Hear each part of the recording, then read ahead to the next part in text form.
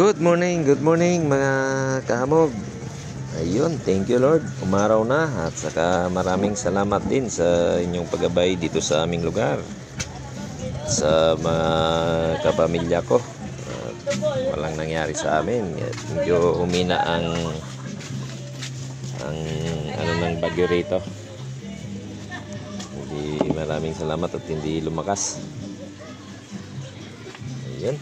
Dito na naman tayo ulit sa ating hanap buhay. Yan. Araw ng Sabado. Sana ay mabili. Kahapon talaga wala masyadong customer. Ayun sa kabila medyo may imbak na sila ron. Sa akin dito sa gulayan wala pa talaga. Ayan si Haring Araw sumikat na rin. Sa kabila medyo tayo ay bibili muna tayo ng magkakape muna tayo. Bibili muna. Ito palabas papunta sa may Pandisalan.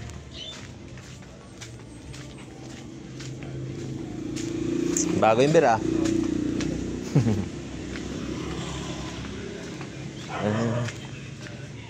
kape muna. Kape.